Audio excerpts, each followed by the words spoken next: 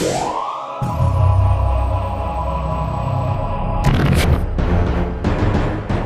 Earth is slowing down, and scientists warn major earthquakes ahead like we have never seen before. Pole shift, Planet X, Planet 9, Planet 2342, CERN, nuclear or high power energy weapons testing. I don't know. I do have a lot of scientific data to present to you, though. And this podcast is brought to you by Virtual Shield. It is a VPN designed from the ground up to protect your data from big data spies. Now, also, they're offering a promotion right now, Black Friday special, 30% discount. Use the link Virtual Shield/Leak Project. There's a program called IdentiSafe, which, if you're like me, ever wondering if somebody could voyeurously be listening in on your microphone that's built into your camera or your computer or your camera, maybe somebody's watching you through that webcam when you least expect it. I know a lot of people that put something over their camera when they're on the computer. This program, it's a few bucks a month. You can block your microphone and your web camera, completely disable them so you don't have to worry about somebody hacking in. And there's all sorts of cool options where they've got registry cleaner, trash security, digital file shredder, and they have plans starting at less than $5 a month. That's my shameless plug. All right, now let's get into the interesting article here that I found recently. Headlines: Earth's rotation is mysteriously slowing down. Scientists warn of major increase in earthquakes for 2018. BGR News, The Guardian. There's a multitude of mainstream news articles that are discussing this, and they got their information from a white paper that was titled A 5-Year Forecast for Increased Global Seismic Hazard. It's by Roger Billum and Rebecca Bendick. Roger's from the Geological Sciences, University of Colorado at Boulder. Rebecca is from the Department of Geosciences, University of Montana. And I'm going to share with you the article that I put together today from this information. Cliff notes here. I read through the entire paper, and instead of you guys having to spend a large part of your day reading that, and I don't know if you're familiar with the term decreased oblateness or lithospheric overshoot, but I'm going to discuss that with you here because those are two possible apparatuses that could be responsible for the Earth slowing down. Now, they're saying that when the Earth slows down, when these events happen, about 5 to 6 years later, there's major earthquakes. The 5-year forecast for increased global seismic hazard is the name of the white paper. During the past century, there has been a 25 to 30% increase in earthquakes of a magnitude of up to 7. The correlation between Earth's angular deceleration and global seismic productivity is shown to precede seismicity by 5 to 6 years. Now, the variable rotation of the Earth is because of the exchange of angular momentum between the solid and fluid Earth, such as the atmospheres, oceans, and outer core. Scientists show delayed seismic productivity is most pronounced at the equatorial latitudes of 10 degrees north, minus 30 degrees south. Now, there's two possible apparatuses that could be responsible for causing the Earth to quickly slow down: decreased oblateness and lithospheric overshoot. Historically, most earthquakes of up to 7 magnitude occurred near the equator in the West and East Indies. Now, a connection showing that since 1900, more than 80% of all magnitude 7 earthquakes or less on the Eastern Caribbean plate boundary have occurred 5 years following a maximum deceleration, including the 2010 Haiti earthquake. Now, this year marks the 6th year following a deceleration event that happened in 2011. So this would suggest that the planet has reached a level of amplified and disastrous global seismic productivity within a duration of at least 5 years. You can read this article directly at gsa.confex.com. The full link is right there for you to click on. Just go to my website, forums.leakproject.com. Great article. A lot of information is there. Now, here's the thing. With Yellowstone, let's talk about the Haiti quake for a minute, because I know a lot of people out there, including myself, have either thought or wondered, could that quake in Haiti have been something that was designed, was orchestrated? Like maybe they know how to actually mess with the seismic plates a little bit by some type of frequency weapon technologies, very high levels of frequency being projected into one specific place. That's because you do know in Florida, southern Florida, they had the cleanup crew, they had FEMA ready for that earthquake the day before it happened. They had drills preparing for that so they could just bounce on over there to Haiti. So how did they know about it? That's why many speculated maybe they created it, or maybe their predictive software combined with the sensors and satellites and all the data that they have, maybe they're able to predict these events to within a few days of event. Now, if that's the case, Yellowstone, thank goodness a bunch of just minor earthquakes have been going off, but the Yellowstone earthquakes are through the roof this year, absolutely through the roof.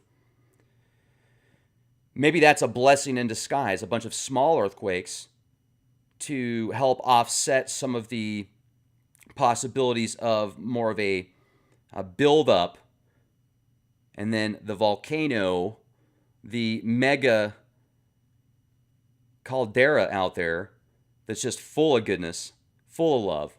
I mean, that would blanket the entire planet. That would be a very detrimental event, and maybe they found ways to kind of offset that.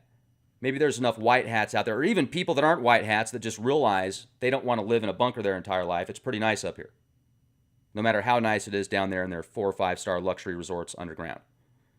It's still pretty awesome out here. Now, let me also share with you, let me show this to you real quick. So this is a model of Saturn, oblate Saturn, whose equatorial radius is greater than its polar radius. Now, if the Earth is somehow flattening on the tops, now this is kind of like an apple. You see how it's got the poles and openings, and it's kind of like a heartbeat. It's like a frequency. That's why I feel that the Earth is an oblate sphere. It may not be perfectly round, but I also feel that it has poles on the north and the south that allow an entryway into parts of the inner Earth, whatever it is. Now, there's caves in Vietnam that are enormous that have entire ecosystems. So the description that it's saying here, basically what it's coming down to, and this is the article right here. The description of decreased oblateness, somehow the gravity is flattening the poles, and that's causing the lithosphere to overshoot. Now, maybe CERN has something to do with it. Maybe these planets that have been orbiting the Earth, or I'm not orbiting the Earth, but orbiting the sun for who knows how long, that we're recently finding and discovering with these incredible telescopes that we have access to now. People like Michael Brown, astrophysicist Michael Brown, and others. And they're talking about Planet 9 that's past the Kuiper Belt, but that's so enormous and so dense, it's causing a gravitational effect on the planets in our solar system. Now, some speculate that it's a lot closer than they're telling us. Whether or not it is, I don't know. But could one of these planets that's getting ready, that's entering perihelion or just getting closer to our planet or close enough to cause some type of effect, if you think that the moon has an effect on what we know of gravity,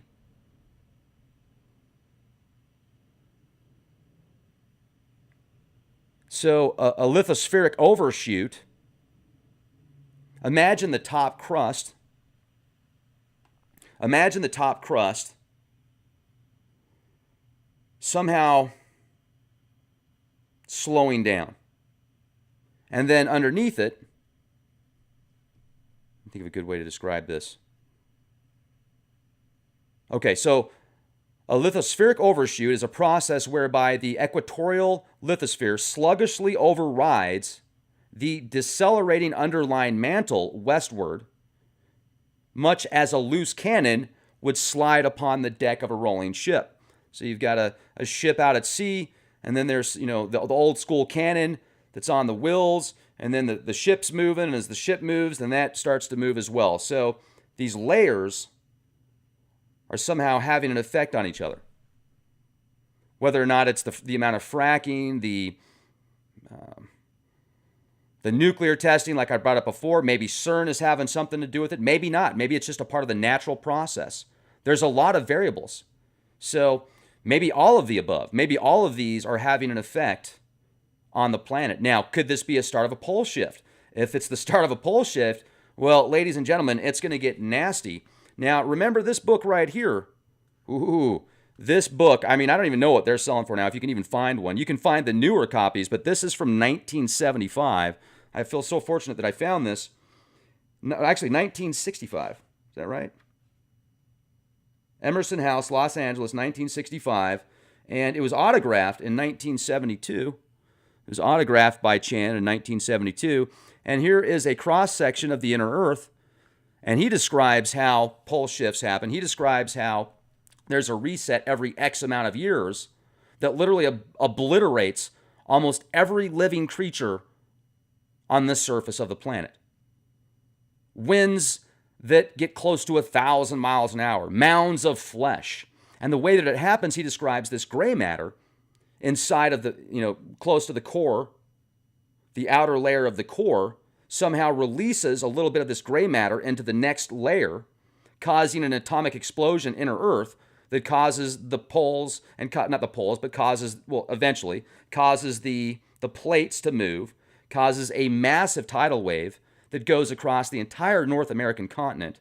I mean, this is serious. So no wonder this specific essay, because it's not really a book, it's more like an essay, was purchased up, was tucked away, put away, lock and key, and recently these files, some of them, not even all of them, some of them are scrubbed out still, are declassified, freedom of the information.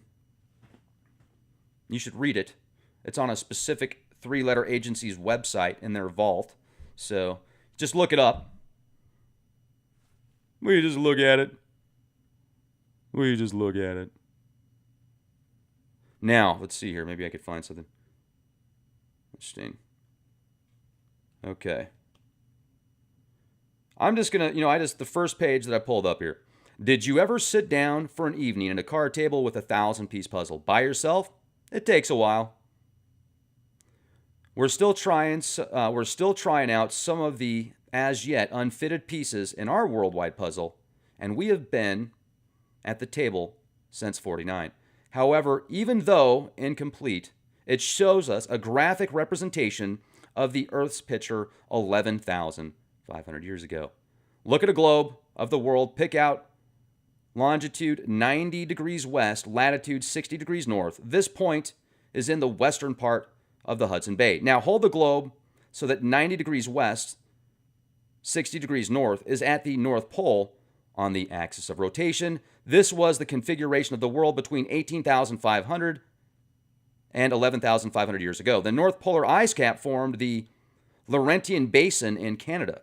The continents, however, were not quite the same. There was a huge continent in the Atlantic Ocean area which stretched from Iceland and England across the Atlantic to the Bahamas. The Gulf of Mexico and the Caribbean Sea did not exist. They were land at that time. There was another continent in the Pacific covering an area now ringed by the Hawaiian Islands, the Galapagos Easter Island, Tahiti, the Solomons, and the Caroline Islands. The province of Ceylon held the major civilization of India, Egypt, and the Holy Land, were thriving mixtures of vegetation and civilization. Greece, land of the Hellenes, was the home of a tall, blue-eyed, blonde race with standards of science and law unmatched to this day. Boom, ladies and gentlemen. No wonder that's not in your history books. I wonder if this is page 31. I don't know if this is available yet, unless you have a physical copy. So, according to this research, over 18,000 years ago, a civilization thriving civilization,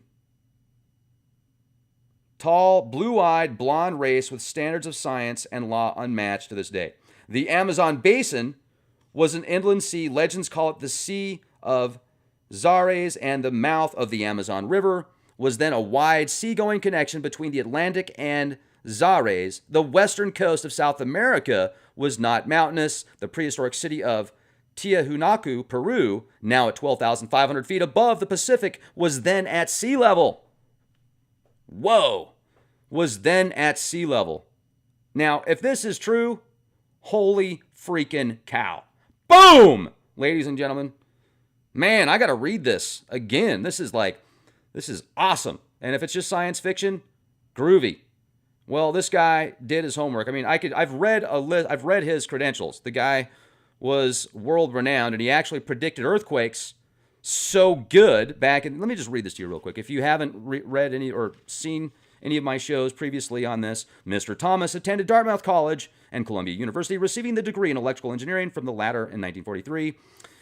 He also, as a result of his research, since 1949, Mr. Thomas has been recognized as a world-leading authority in the field of cataclysmic geology and its relationship to uniformitarian geology. In 1959, he applied his findings to the possibility of earthquake prediction, and at a seminar in November of 1959, issued the results of his studies. He then accurately forecast the months, years, and locations of the major African and Chilean earthquakes of 1960, the Iranian earthquake of 1962, the Yugoslavian earthquake of 1963, and further predicted that California would have no major earthquakes for the following 5 years.